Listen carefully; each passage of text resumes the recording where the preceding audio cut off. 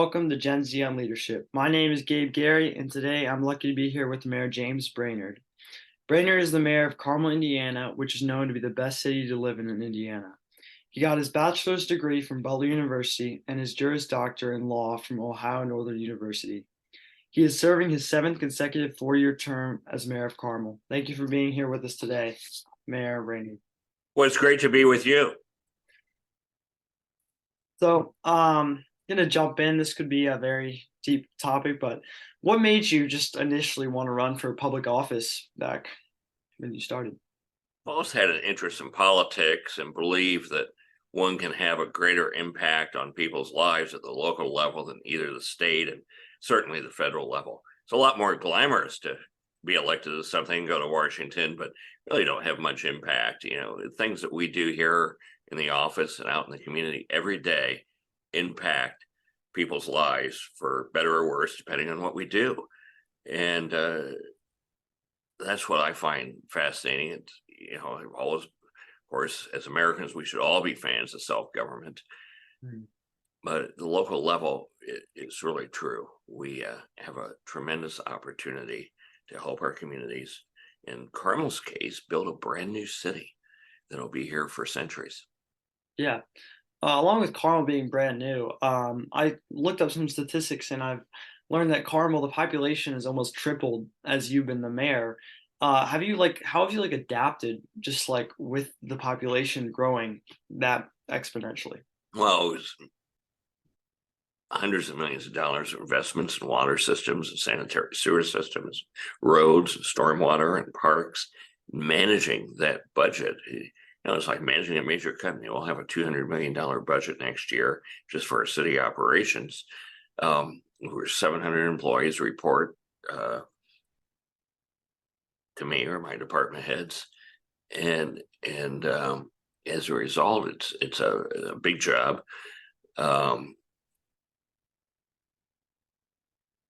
Yeah.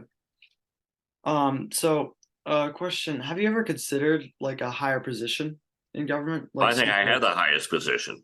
If I consider positions in state government or federal government, not really. Yeah. Like senator, governor, have you ever considered those? The senator, he'd actually have some impact. House, I don't think he'd have much impact for many, many years. Governor, yes, I could, but I like what I do. I've liked being mayor of Carmel. And actually, we have a fairly weak gubernatorial system in Indiana, but strong mayor system. So again, I have more authority to be able to make positive change as mayor than I would as governor. Yeah. With the change, I know back when you started, Carmel was just some neighborhoods, and now it's turned into this beautiful city. How do you think is the best way to go about innovation as a leader, just like from the ground Well, up? first of all, you have to listen to people and then apply to what you hear against lots of research, study of data, and make up your own mind. Sometimes I'll have somebody, arguing a point, so you're not listening to me. What they're really saying, you're not agreeing with me. It doesn't mean you're not listening very hard. It's important to listen hard, especially when somebody disagrees with you. But you still have to take your experiences, your training and education, and apply it. One thing that I see quite often is somebody, I might have spent hours and hours and hours studying a particular issue, and they read about it and think about it for 5 minutes and make up their mind as to their position. And that's fine, but I think generally you have to trust the people you've elected to spend full time thinking about these issues and the impact it has on the entire community. And sometimes that means telling people, no, I don't agree with you, and sticking to that, so long as you have good reasons and it's thought out properly. Yeah. And it's hard because you're thinking about the next election. Is that person not going to vote for me? But what I found, generally speaking, is that as long as it's a well-reasoned opinion and there's a civil discussion about it, no, it doesn't impact. In fact, may help. You don't have to agree with somebody just to get their vote. Yeah. So you think working with people is the best way to get change done? Yeah, in a representative republic, a republic like we have, a representative uh, democracy, you have to listen to people and work with people. Of course, there's a multitude of opinions out there, and leadership also comes out saying what you think is best, and convincing a majority of the people that you're right. Mm. Shifting I've, to I've gotten a lot done with one vote majorities on the city council. yeah. Five people vote for something and four vote against it, but it's my idea and I want it done. I think it's the right thing to do, and nobody remembers how those votes came out the next day. They just know that it passed. Right. And so if you have an agenda and policy that you think is important and the best decision for the people you represent, you got to push hard for it sometimes. Mhm. Shifting to another question, what this is a little off that, but did you have a role model or inspiration just in It leadership? did, first of all, the people we all know in national politics, but there have been two mayors of Indianapolis I had a lot of respect for. Uh, First of all, Dick Lugar, who became U.S. Senator. I worked Mhm. in his campaigns when I was in college, and not much older than you are today. It's a long time ago now. And then Mayor Bill Hudden out of Indianapolis. He is a Princeton grad and he ended up his career teaching at Georgetown. But he was actually, the legislature changed the law so that got rid of term limits for the city of Indianapolis so he could serve 4 terms and not be banned after the end of 2 terms. Very popular mayor, and a lot of respect for him.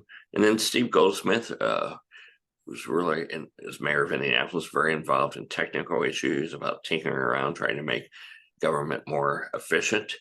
And he certainly added a lot as well. Mhm. What qualities do you think that you see in them that just makes you like, Well, hard work, dedication, right. uh, a true concern for people's welfare. Mhm. Well, what have And you? everybody, and just not people like you. We're a nation of Yeah. immigrants, people of different faiths, people of different places of origin, people of different races, people of different political opinions. And that's much harder to govern with all that diversity. But yet, the history of our country is that we've always come together under a core set of principles we all agree on, laid out in our Constitution. Uh, our basic freedoms and representative government, trial by jury, balanced government where there's not too much power in one place. That's why we have the 3 branches of government, and why we have state, local, and federal government too. It's balanced that way as well. Other countries, the mayors are appointed by the governors, and governors are appointed by the national government, and it's a pyramidal structure. We don't have that in this country, and that's a good thing. Um, there's a lot more participation in a system like ours, which is always good. Um, so, yeah, Yeah. What have you most enjoyed about being the mayor of Carmel? working with my staff and seeing the new city come to life, uh, Mhm. particularly our concert hall that anchors our new downtown. Yeah, I assume you've been to Carmel, Gabe. Yes, I've been to Carmel. Yeah, yeah. Yeah, that concert hall. I've seen it, but I haven't been into it. But I've heard it's But just next time you're in Carmel, yeah. call me. You've got my cell phone, and I'll give you a tour. That was that was a big lift for us. It was a lot of work. We were about 60,000 when we started that project.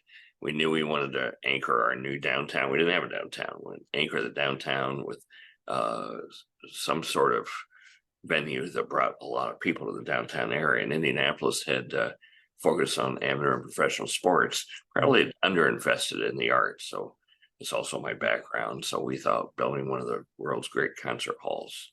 And then there's 2 small theaters in the complex as well on the campus, as well as the cabaret, Feinstein's Cabaret, and the Hotel Carmichael.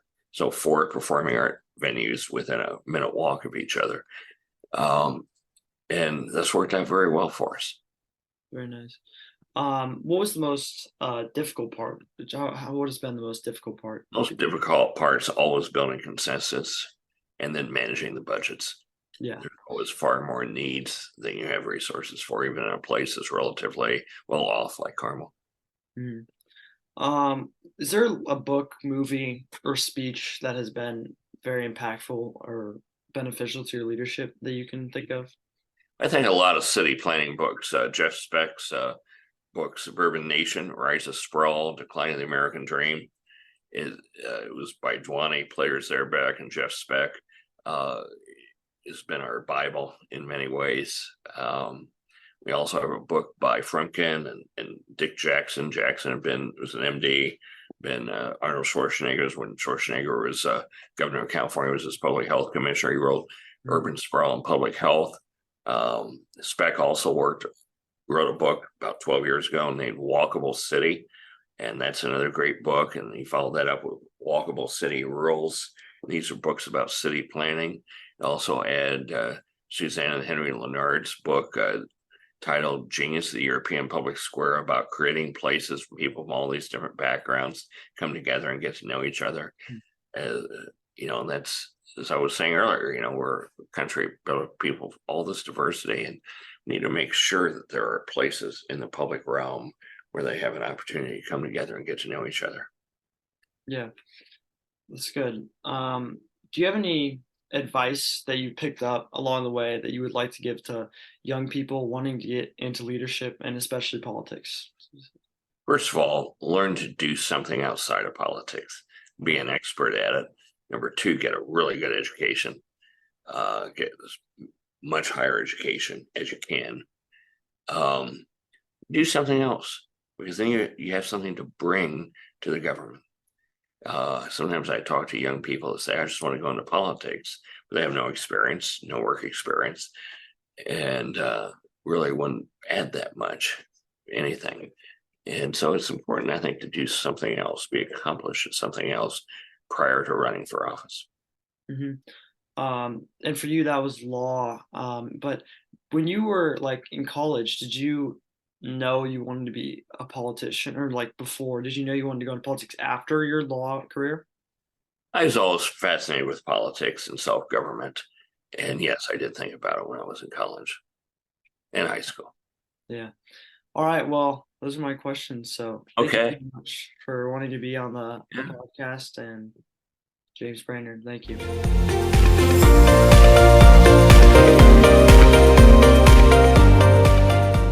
As always, if you want to learn more, apply to be a guest, and support the podcast, check us out at sites.google.com/view/Gen Z on leadership. That website will also be linked in this episode's description. Stay tuned for all new episodes as we try to post 2 to 3 a month.